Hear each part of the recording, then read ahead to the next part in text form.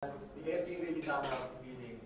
UB fighting for 79 to 75 versus Speed with the winning coach Raja Tomerdi. Coach, congratulations on the win. Thank you. Coming off the top one against Ateneo, Yes. There were glimpses na kayang-kaya nyo silang lamangan eventually matalo.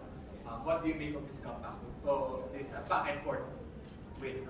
I think yun nga sinasabi ko kanina sa during our huddle in the dugout. Sabi ko, we're seeking to have a consistency this second round. So hopefully we get this win and we get the momentum coming from this win. We have a game again on Wednesday. So it's again against Ateneo again.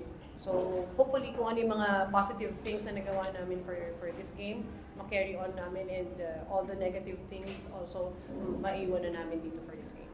Speaking about the game kanina ko, syempre UP, first round tinambakan nyo agad sila eh. Yep. This time around, sila yung nakauna, Yep. nabaliktad yung second quarter, and then Yep.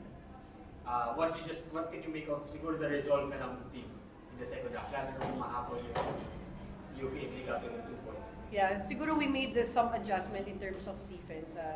They were fast enough pagka naka-full court kami. So, in-slow down namin sila for a bit. And it was very effective.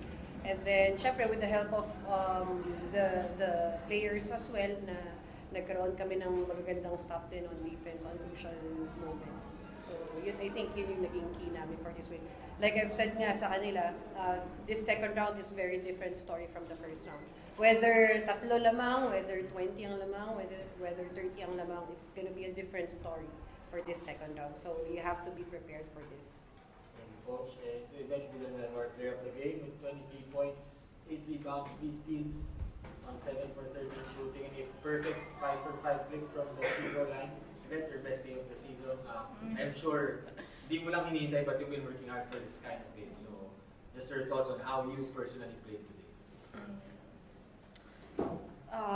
Yun nga po, pinag-aandaan namin to araw-araw sa training, pinaghihirapan namin to, and very thankful po for Coach Raisa, yung pasensya sa amin tuwing training.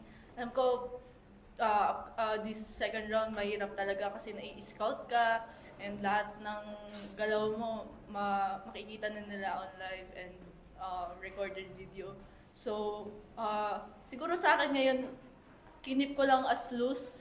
Nag-enjoy lang talaga ako kasi parang nung mga past few games, parang sobrang tight ko. Parang, sige, sila yung nakaka-score. Parang, ngayon, I keep it loose. So, siguro kaya nakaka-score ako ng ganyan po. Take your questions, sir. Coach, during the first round, it was Amaya and Shemaya, kadalasan. Gano'n lang ka-importante ngayon na sila yung nababantayan na si Yvette ay magising na? Yeah, I think yun din yung siguro positive things na nangyari nung first round. I've seen yung potential ng each of every one of them na players. It's a matter of time lang para yung isa mag-step up, the other two will step up. Kasi yun nga, again, magiging mahirap dahil scouted na. So again, syempre, hindi na rin naman ako na-shock sa performance niya ni Yvette because I've seen her for the last almost 2 years already. So alam ko na meron siyang ilalabas. Yvette, paano mo lang siguro napanatili yung kumpiyansa kahit struggle talaga yung buong first one for you? Sa tulong na din ng teammates ko kasi sabi nila, ate, bawi ka lang, lalo si Pasilaw to special mention. Lagi niya, ate, bibigyan kita ng extra pass para shoot ka lang pag libre ka, ganun. So, tulong din nila, of course, coaches, tiwala nila sa akin.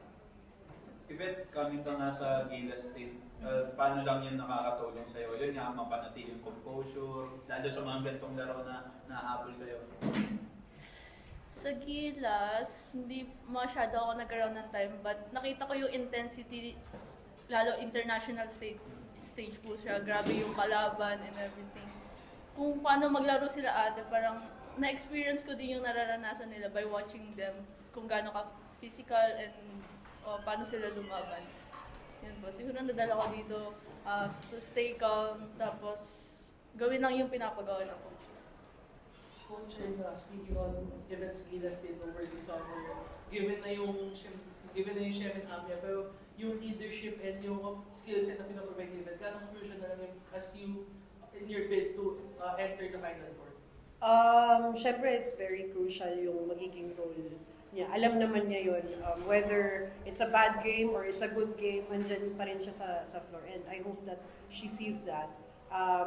Eto, luckily na nagkaroon siya ng breakout game, but hopefully ma-continue na from this, ma-carry on niya rin yung momentum towards our next games. Coach, next game yung group Ateneo agad Yes, shortened around yes, from your yeah. first round Mhm. matchup last week. So, gano'ng kalaking advantage na lang yun na yung first round and second round matchup niya medyo dikit lang sa date sa oras, kumbaga medyo alam niyo na, kabisado niyo na yung kailangan yung win pa, hindi na maulit yung nangyari sa round.